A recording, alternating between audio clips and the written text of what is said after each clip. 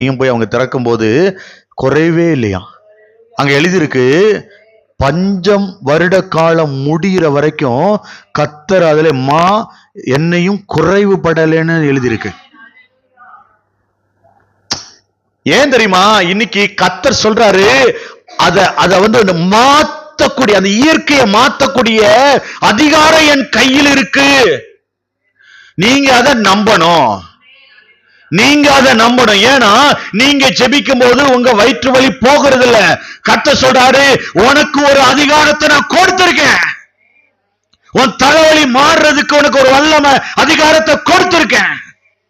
Mark எழுதின சுவிசேஷம் 16ஆம் அதிகாரம் 17வது வசனத்தில் இருந்து வாசிக்க கேட்போம். 17, 18. விசுவாசிக்கிறவர்களால் நடக்கும் அடையாளங்களாவன. நீ விசுவாசினா அடையாளத்தை கர்த்தர் உன் மூலமா காட்டுவார். அல்லேலூயா. வாசிங்க. என் நாமத்தினாலே பிசாசுகளை துரத்துவார்கள். என் நாமத்தினாலே பிசாசுகளை துரத்துவார்கள்.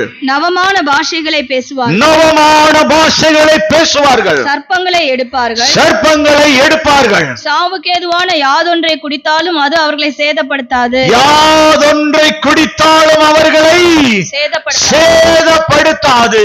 வியாதியஸ்தர் மேல் கைகளை வைப்பார்கள், அப்பொழுது அவர்கள் சொஸ்தமாவார்கள். அல்லேலூயா.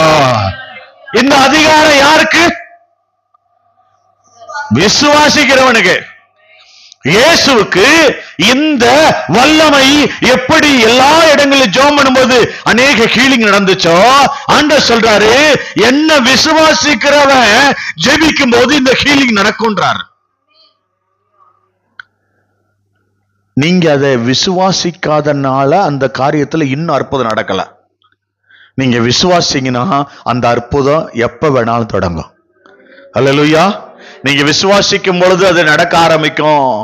பிசாசுகளை துரத்துகிற வல்லமையும் அதிகாரமும் இயேசுவானவர் உங்களுக்கு கொடுத்திருக்கிறார்.